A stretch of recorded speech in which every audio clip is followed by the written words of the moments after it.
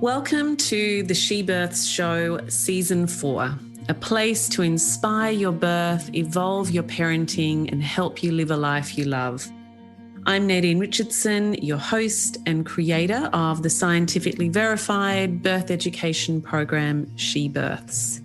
I'm also a mother, yoga teacher, doula, author, and speaker.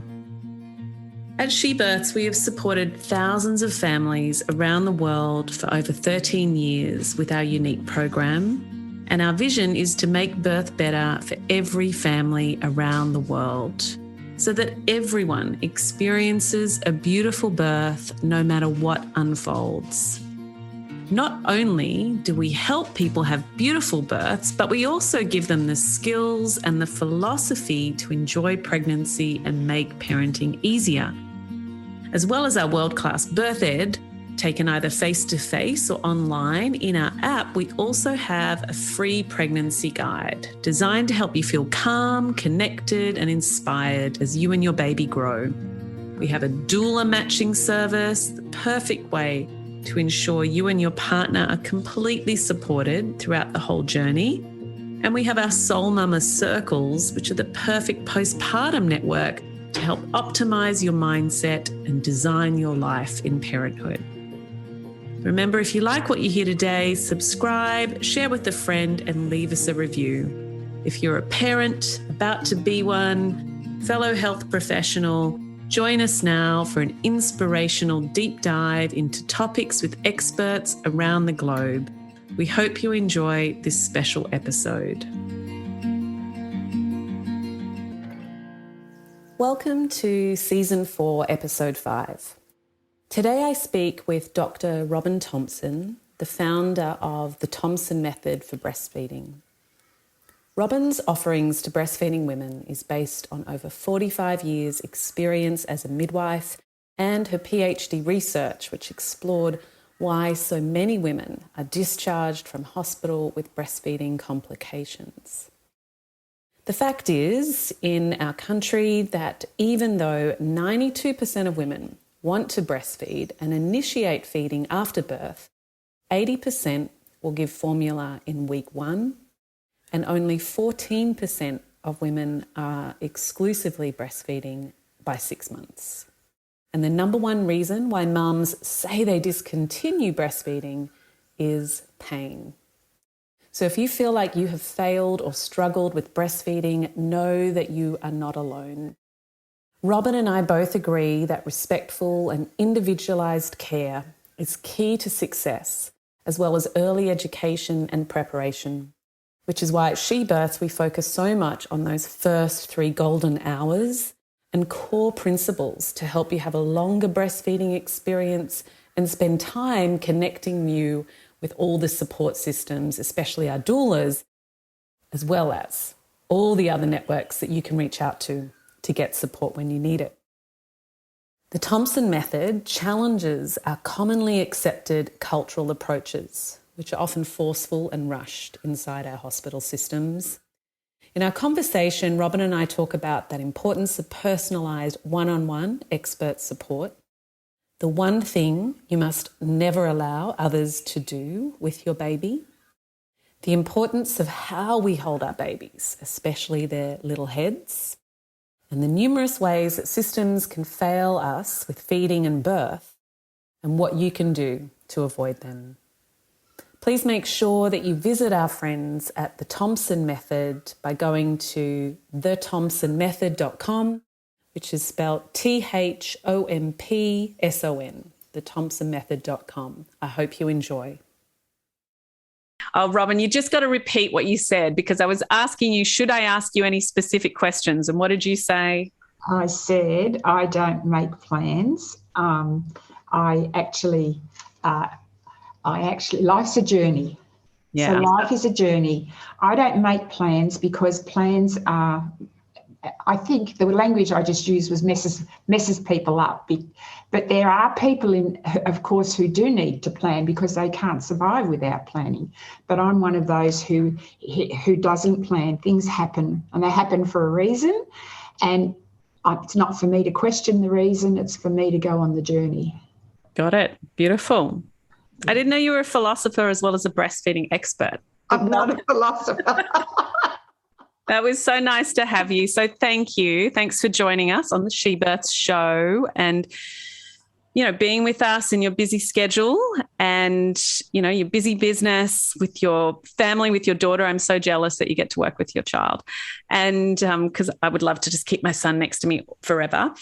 Today, we're going to talk about the 3 golden hours and the importance of preparation and education, before we're in the postnatal ward, before we meet our baby, right? Why is that even important, do you think, to talk about these things and to learn about breastfeeding before we're there? Well, the journey starts way before that, way before that. The journey starts with the unique woman, her unique background, her unique family history, the whole soul uniqueness of her, the genetic uniqueness of her, the biophysiological uniqueness of her. It all starts way back when it's coming to her as the individual woman. So I prefer to talk about the transitions of pregnancy through, and if we could start with even younger women who before they're pregnant, not even younger women before they're pregnant. They've got to watch your language too, because I'm very careful with how I try hard to use particularly midwife friendly language. We have to be listening and respectful.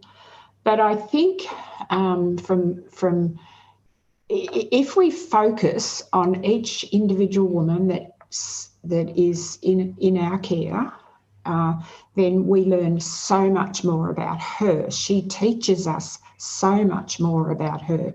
If I hadn't have had the opportunity to be with women, beside women, and compare that with being in charge of a labour ward for years, also working with medical colleagues who actually cared, who actually we looked after each other, and on the basis that we were looking after the woman all the time.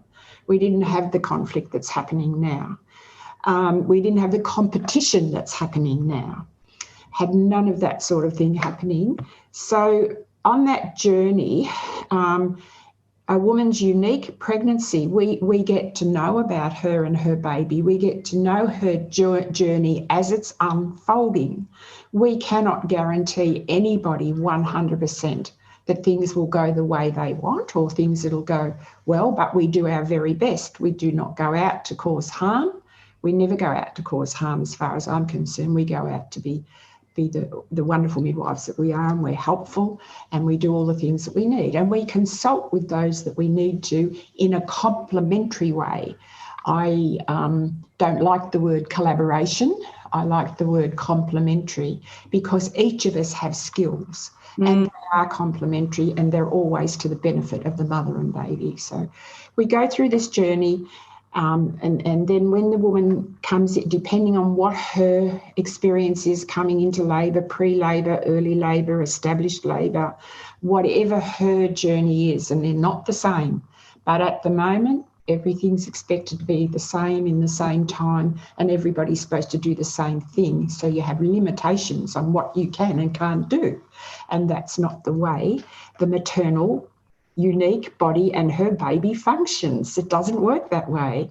No. So we come back to being in tune, aware, respectful, nurturing with that mother and listening carefully to her, because she always knows. We don't know like she knows.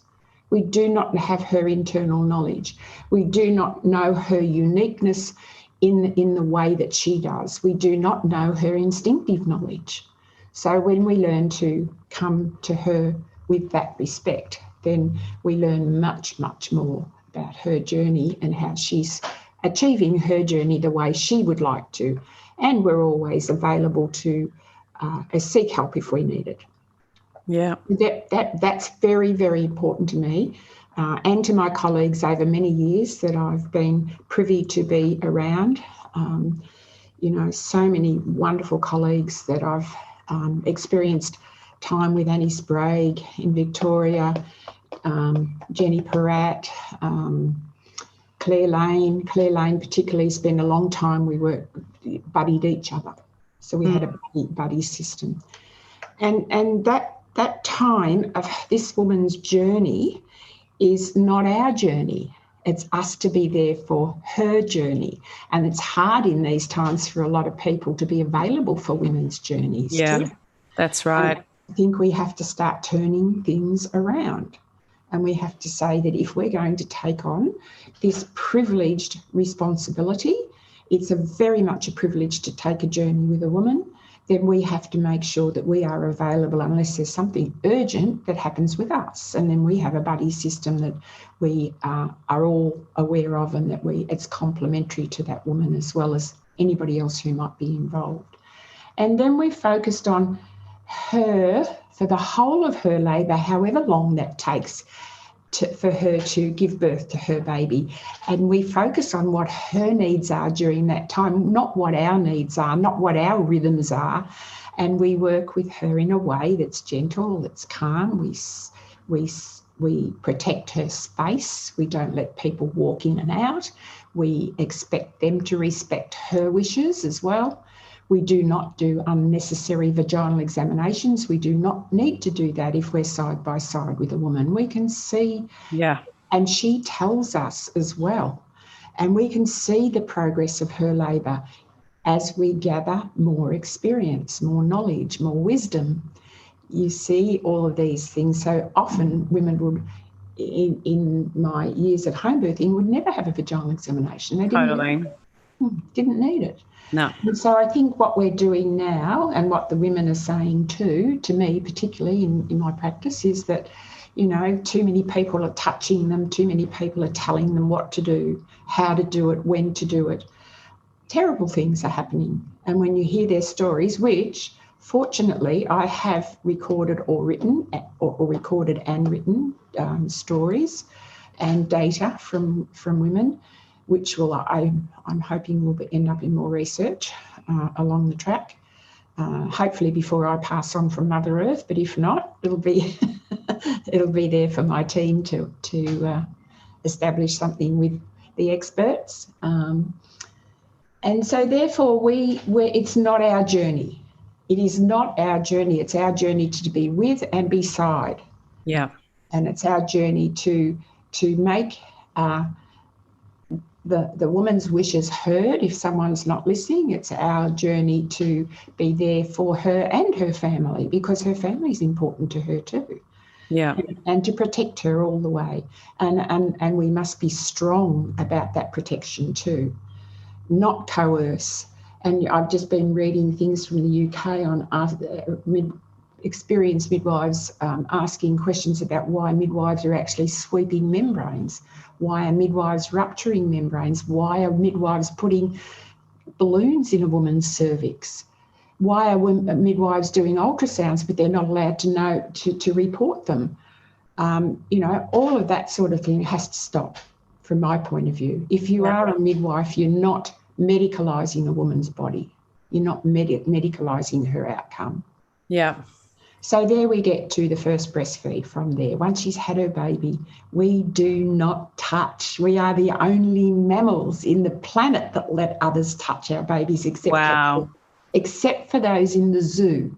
Wow. And I think, hang on, we should just pause there and just allow people to take in that sort of picture that you've created, the ideal and the systemic kind of disruptions that are happening. And then the reality is no one touches a mammal's baby. No. Apart from the mother. That baby has come from its knowledge with the mother, from her uterus, through the journey, whichever way this baby has been birthed. I talk about abdominal surgery. There's only two ways a baby can be born, vaginally or abdominally. And vaginally, babies can be extracted, and abdominally they're extracted. But, whichever way it is, it does not matter. We do not touch as long as the baby's APGAR score is 7 or above. And then we recognise that a baby may need, not always, but may need some assistance if it's below 7. But we try not to separate. Instead of taking a baby over there in the corner, we bring that close to the mother so she's in contact with her baby all the time. And we try very hard not to change the smell, the taste, the sensory skills that that newborn baby has. And we do not rush. And we do not think this baby is going to have the first feed immediately. Each baby is unique. Each baby takes the time it's required. And if the baby is affected by regional opioids through anaesthetics or even general anaesthetic and opioids, then it takes time, it takes patience, and we have to take a step into the direction that simulates what would happen with that little baby and that particular mother under her unique circumstances at the time. But a woman who's actually able to take her baby in her own hands, preferably no one else touching, but sometimes it's necessary to help guide. But if you're guiding, you guide by bottom and shoulders at the back. You don't guide by anywhere where in the front where the baby's sensory skills are alive and alert, ready for survival. It's all about survival. Yeah. So say that again. So if you had to guide a baby to the mother or to help the mother, you guide from where? The back body? From the shoulders, buttocks? The shoulders, nice and firm, open palm, and gently guide that way. If necessary, you feel a bit slippery, you can pop a little towel on your hand and guide to the mother that way. There might be circumstances, say, where it's different in a water birth, where, for example, I've had a baby born with cord wrapped around its body, so just guiding the baby, rotating it through the water gently to unravel the cord into the mother's hands. And that was a mother of 4 children, still stays in touch with me now, and her kids have sort of grown up. And I'm seeing lots of the grown-up babies now. So that was, it's ways that you can do things without being rough, without being loud in your voice. For example, instructing a woman to push. Directed and active pushing, If you're instructing a woman to push, you cannot read her knowledge. You cannot read her instinctiveness about what she needs to do, where her baby is. You go by her sound, yes, but you are over intimidating her. You're actually, and even in a circumstance where you've got fetal heart rates changing, it's common for a fetal heart rate to change during coming through the outlet. It's very common. It's not a panic situation. It's about a professional approach to it where you're listening and you're working it out. You don't panic. And there's less panic, as we know, when someone is with woman, like you said, that consistency, that knowing the mother, knowing the baby, being there the whole time provides such a wisdom. And not having her flat on her back where she's powerless. Flat on the back is just terrible to do that to a woman unless she is anaesthetised to a point where she cannot be. But then off her back is most important, because every time she's on her back, that sacrum cannot rise. That's right. It does not rise. It does not let the baby come through the middle pelvis, and it obstructs things, as they call it, obstructed labour. But if they were to turn her on her side and do the old-fashioned thing, elevate a leg and then maybe turn her to the other side, that makes a difference, because the pelvic ligaments can then move. Half will move and then half will move. And it helps. But flat on her back never helps, ever, never. And I think we have to, just consider for a moment that a lot of babies are maybe coming through a very stressful second stage. Do you think, in directed pushing scenarios where mums are very stressed, and, she births babies were found to have a 53% reduction in resuscitation post-birth. And maybe that is to do with a shorter second stage that the mums had in the she births trial and so on. But do you think babies, they get some of this adrenaline in second stage? Is there benefits of adrenaline? Are we going through second stage in a more stressful way? Is that impacting the baby and their feeding? What do you think's going on? Yeah, and I can't answer that, because every mother, every baby is unique. So I'm listening in the moment. Everything's in the moment. We cannot predict what will happen. And if we start discussing these things in a way that's negative, then we create fear. So her adrenaline will rise just through the fear of what she's heard previously. Yeah. So it's about looking at her in that unique moment. What can we do to help whatever the situation is without imposing on her and creating fear? Yeah. So what is it we can do? Of course, if we need to move swiftly, that's different. And we know how to do that. Of course, if we need to seek a higher level of care or a more experienced level of care outside of our scope of practice, then we do that. But we do it in a very responsible way, not in a way that disempowers the woman and creates terrible circumstances for her. Absolutely. So I think just being there with her, making sure that she's mobile when she wants to be, making sure she's mobile how she wants to be, not how we want her to be. Totally. Making sure that she's got access to a deep, warm water, immersion in deep, warm water. If she's got access to that, she'll know when she needs to create the buoyancy and take the nerve ending, relieve the nerve ending pain that she's feeling with each contraction. The buoyancy, I have beautiful photographs of women who just got in the pool and their facial expression changes completely. Their body language changes. And, you know, that buoyancy feeling is magic.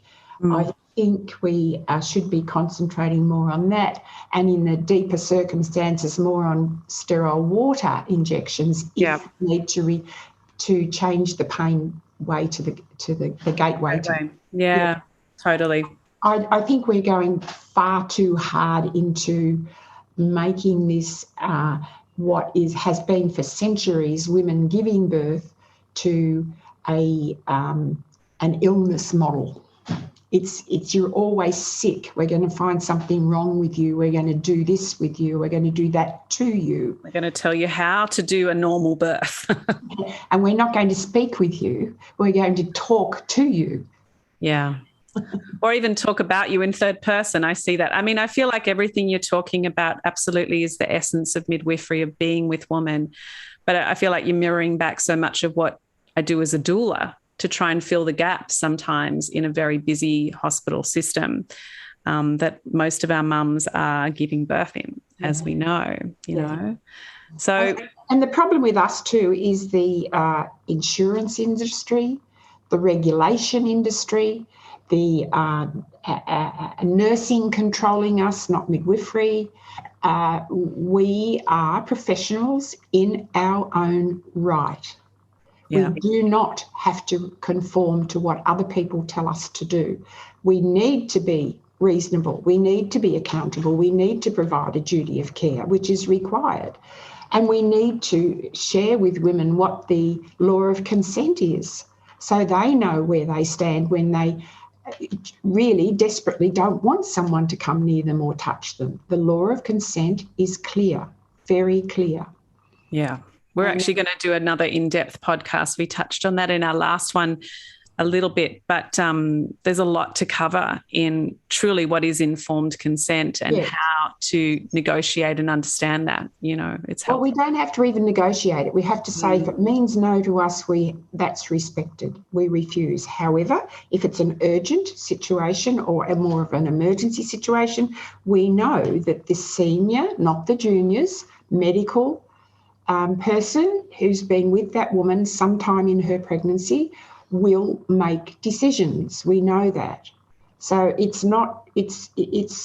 I think it's listening to women rather than negotiating. I think we have to listen to what they need, and then we ride that through until such times it may change. We look after her in the way that she expects to be.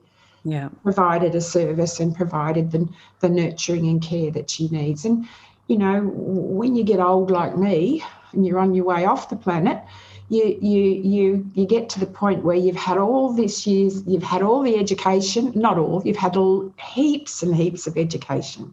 You've gathered heaps and heaps of experience, and that's increased your knowledge base. And I have to say, I learned most of it from the women. I learned things from the women that I never learned in the system. However, vice versa too. I learned things in the system that I really needed to know and needed to be able to deal with, and I could go through a whole lot of stories with that. And then you get to that level of wisdom, and then you get to this stage of, you know, getting closer and closer to where you have to speak out. You can't just sit back and let all this happen. You speak out and you do. And, you know, the research is good, but we need the voices with the research. Totally agree. Not just could not agree more. No. It's, and the importance of anecdote, the importance of story, the importance of an individual's experience to be noted like you're doing alongside big data. You know, there's a really disembodiment of reading data that doesn't allow us to kind of integrate or understand or empathize with experiences of women. And understand, I think, with birth as well, anecdote has created the research as well. You know, observation came first. And I loved how you said at the very beginning, you know, when you did your PhD, you have been observing for many, many years. And similarly, in creating She Births, I put it purely down to observation and intuition and iteration, you know, to design things as they are. But looking at the anatomy, looking at the big picture, but simply observing that unique woman. And now for a quick break. She Births is where science and nature come together. As the only scientifically verified birth education course in the world, we can help you understand nature's intelligent design for birth while learning the most evidence-based birthing skills. We know that by getting to know yourself and by educating your team well now, you will be able to manage more of the challenges ahead with ease and grace.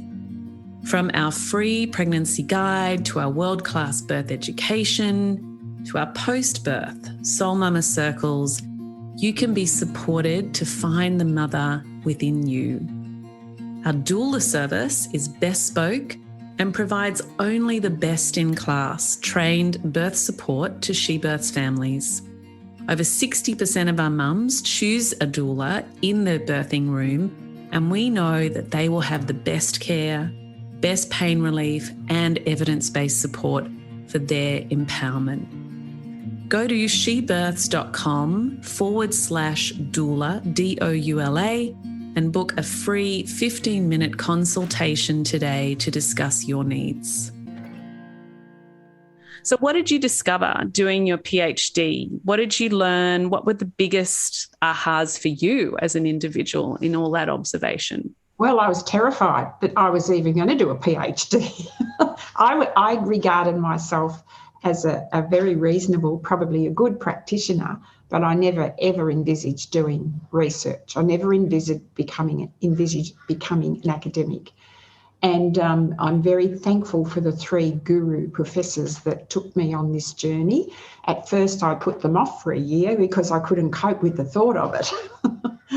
And then suddenly, you know, my question about why, you know, as an experienced midwife and as a midwife who'd spent years, 25 years with women at home in the long term, how was it that so many women were coming out of the hospital system with breastfeeding complications, in particular horrific nipple trauma?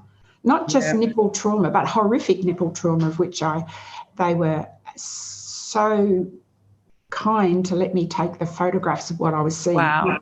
My breath was taken away so many times because I didn't see that with the women that I was working beside over a full journey at home. So that inspired the question. And from there, I've never done research. I've never done a database ever. I started a database to try and see if I could find out if there was a connection somewhere. And of course, that developed over time. And I presented at different conferences. It was analysed by experts, not by me. I'm not an analytical expert. And so then it became that we actually. Well, that's where I started to be encouraged by people hearing me speaking as a novice at conferences, and so it grew, and And there I was able to begin to understand what was happening that I thought might be making a difference. And it was, and I've written a paper on this with Professor Leslie Barclay as well, that over the last 50 odd years, we've been taught a particular way. And in that particular way of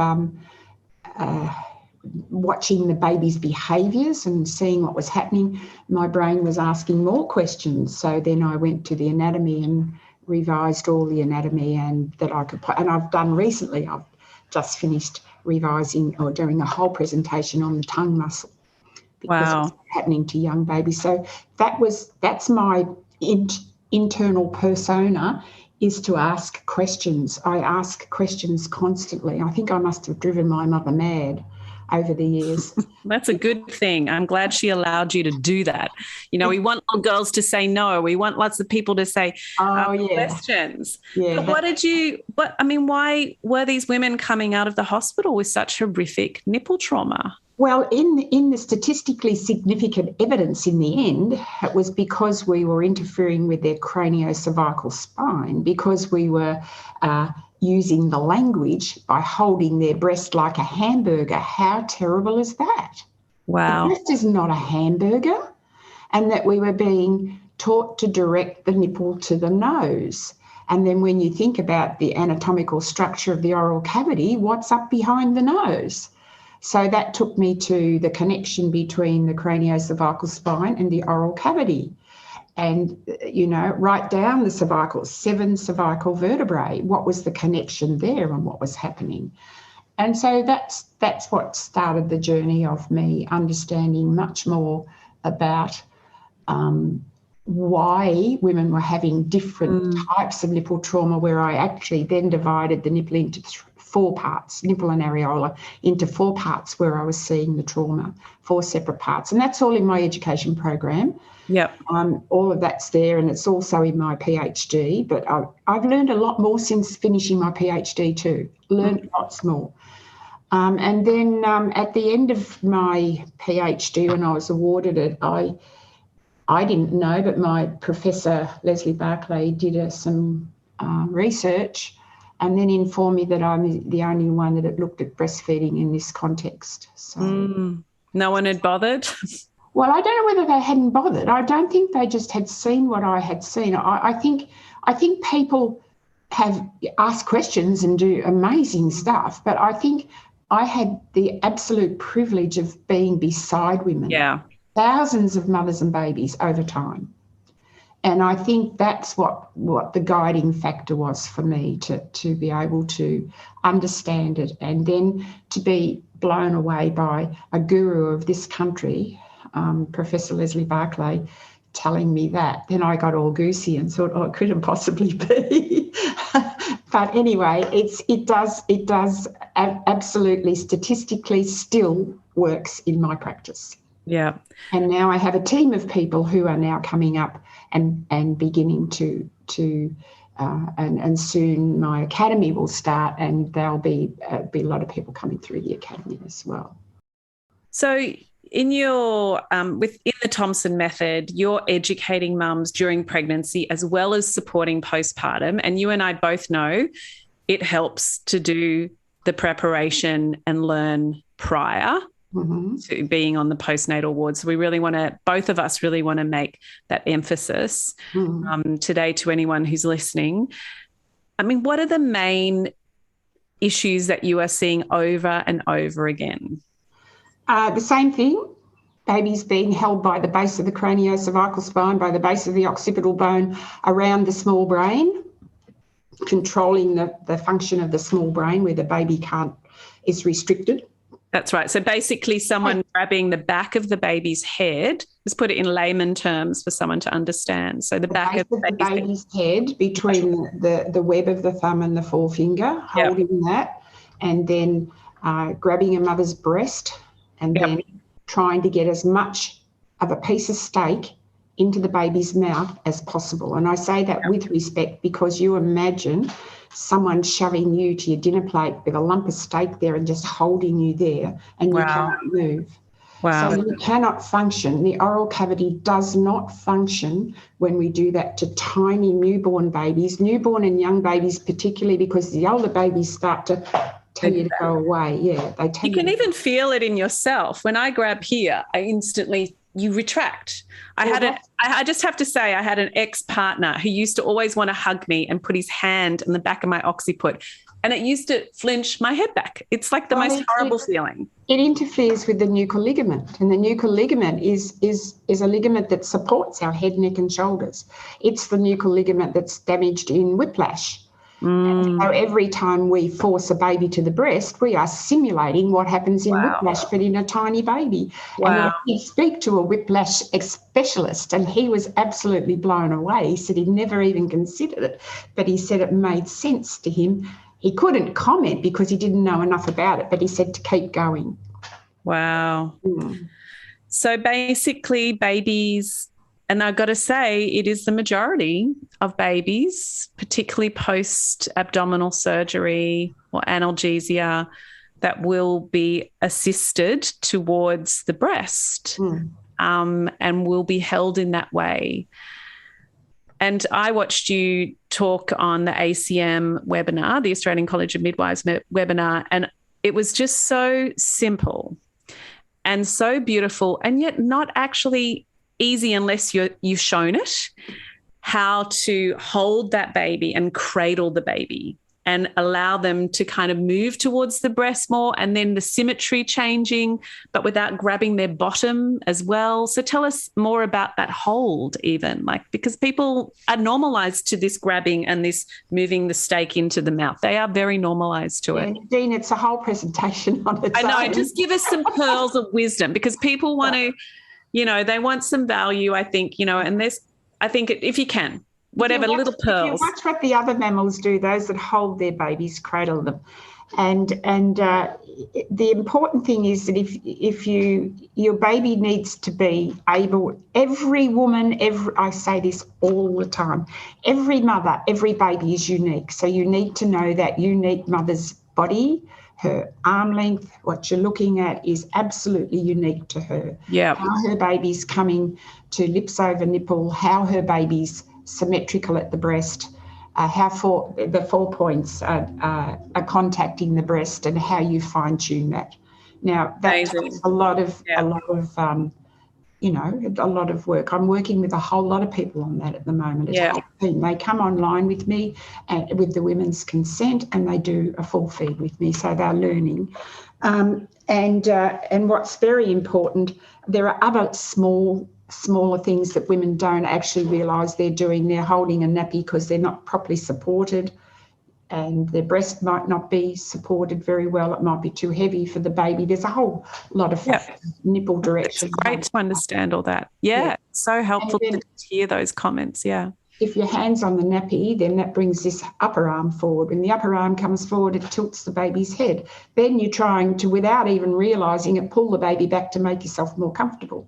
So when you're pulling the baby back, the tongue is shortening at the breast. It's not lengthening at the breast because the chin's moving away. So there's a whole lot of fine-tuning. Not a whole lot. There are lots of fine-tuning, and the fine-tuning is done precisely with the unique woman and her body. No two are the same. No two are the same. So, and sometimes it happens quickly, sometimes it takes a little bit longer. It depends on what they've been introduced to in the hospital, often with oral devices. So when the baby becomes conditioned to the oral device, the oral function changes, the tongue muscle changes, and then everybody thinks the baby's got I don't even use the word, it's got a frenula that's supposedly to be cut. And so I think once the concept of understanding all of that put together and seeing it so many times and hearing the feedback from the women, like 79% had nipple trauma in total. And so of those 653 women, 85% said they were pain-free or pain-reduced in one session when I sat beside them. Wow. And one was like, well, not one, there was a few that were pretty horrific. And to hear them say that was like, and that still happens now, not 100% of the time. It can't. No. Because it just depends on the circumstances and the uniqueness. However, most women have a sensation that it feels better. And they'll say that many times on all the videos that I have in my library. Many times those women say, oh, it's like a huge relief comes over them. Amazing. And I think, it brings us back to where we started. It's a unique journey, individualized care. That one-on-one work is just so important. Yeah. So your team are working with individuals and running like short sessions, working around, I know, the mum's schedules, just so it makes it a lot easier for them as well. Like that's a messy business to coordinate, but like you say, we have to. I don't do it. I know, but we have to do it for our women. You've got to work like a doula. You be on call, a home birth midwife. Well, they're not our women. They are the beautiful women. There's my I've done a module on language. So with the help of my team, we're all putting into it, and then we're going to ask women to put into it as well. But changing our languages, like the word I don't want to ever use again is to get. Right, to get a woman or to get a baby do. I see what you mean. Yeah. And I still use it occasionally because it's imprinted in my brain. Yeah, of course. But I'm actually gradually becoming much more improved at not using it. And that's only one of hundreds of words that we have done this module on. So that's one of the modules in the academy. So we are gentle with those women. And again, like you just said, put it in context so we understand it. And that's true too. That's really, really important to have the context and the pictures and the understanding that bring home the message, and then to see it in action as well, and to see the uniqueness of every woman in action is very important, and the baby's behaviours as well. Yeah. And there's so many changes a baby's going through in the first 6 months of life, rapid changes happening. So we're working with that as well. Yeah. I think, women at the moment in Australia, particularly in New South Wales, with the amount of lockdown in Victoria, there's a real lack of exposure to the variety of ways that we feed and that uniqueness to us all. And I think there's beautiful learning that happens in a mother's group and being able to see other women's breasts and other babies. It's a real shame we're missing a lot of that face-to-face at the moment. But, I'm sure videos and being in groups is incredibly helpful. Absolutely. Yeah, and very few of the women do not want to share. Most of them share. And there might be a reason for someone, and, one of those reasons can be sexual abuse. All of that sort of thing comes into our sensitivity towards each woman. And it also comes in with vaginal examination. Sometimes we just do it as a routine. We do not know often, or we do not think of how this woman might be feeling, or what may have happened in her lifetime with her. So it's a lot of factors that for me is very, very important to each individual woman. And I'm hoping that I can pass a lot of that information on. And I do have one lovely student midwife who's now my student midwife consultant. And she has that title in my practice, and she's brilliant. She's about to have her fourth baby. Beautiful.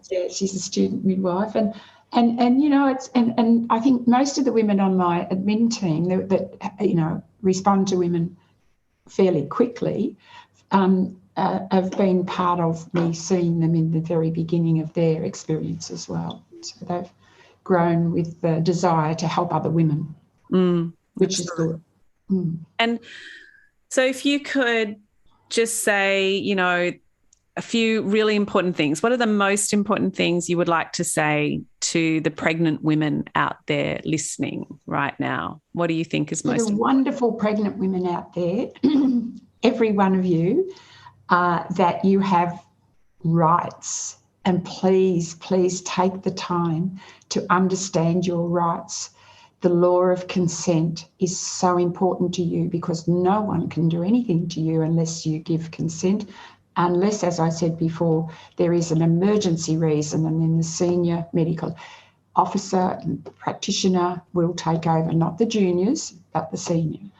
And also that it's very important to know that you can have a second opinion. You do not have to follow something that's worrying you or concerning you. There's no way in the world that you have to be coerced by fear. If something's worrying you, then you sit back and decide what it is you would like to do for yourself if that's concerning you. Fear does not help a woman grow her baby confidently, give birth to her baby confidently, and also signing pieces of paper 6 weeks before is not an appropriate way to provide consent either. That creates fear as well because it's a just-in-case situation. And then you start to worry about that. I describe our brains, all brains, as like a merry-go-round sometimes, and sometimes you've just got to slow it down and step off for a minute and then come back to, come back to where you are as a unique woman and what's worrying you. And to have as much information that you can have, because we're all different, that you need, and also to acquire it in the way that's best for you. So some people read, some people see, some people listen, and whatever's best way for you is to acquire the information. But remember, that's broad information, and we are not all the same. So we are expected to do things the same way in this modern world, and we're expected to do it in the same time framework. We're expected, our little babies are expected to grow in the way the graph from around the babies around the world tells us. But then what we're not doing there is being responsible, taking into consideration family history, genetics. Genetics play a big part in the way, knowing that a baby will lose weight to start with, because that's the way it happens. And they don't come out gaining weight. There might be a few who do, but most of them don't come out unless they're filled with non-human milk. And a baby is not meant to be filled with non-human milk. A human baby's been meant to be fed with maternal milk. And first colostrum, but then maternal milk. We don't go drinking the elephant's milk, and the mouse doesn't drink the elephant's milk, and so on, because the research says that we are species specific in the provision of our nutrients for our babies. So I think the more we understand those sort of things and how wonderful women are and what they can achieve, and if they can achieve it in the quietest possible way without pressures on them all the time and fear generated, then we are doing a really wonderful job for the future generations of our country. Yeah. And probably the world, because I'm working with women around the world too. Yeah. So, I'm covering a good part of the world and women are interested. And so if I can do that, then I'm adding to that too. But we have expectations that we fit into a mathematical model. Yeah. And we are not mathematical. We do not fit into a mathematical model. Yeah, absolutely not. We are all unique. Yeah. And I thank you so much for your work that you've done and all your research and what you brought to today into our conversation, not just about breastfeeding, but about understanding, quality, consistent care and love of our bodies and our women. Our women, beautiful women. I'm not allowed to say our women.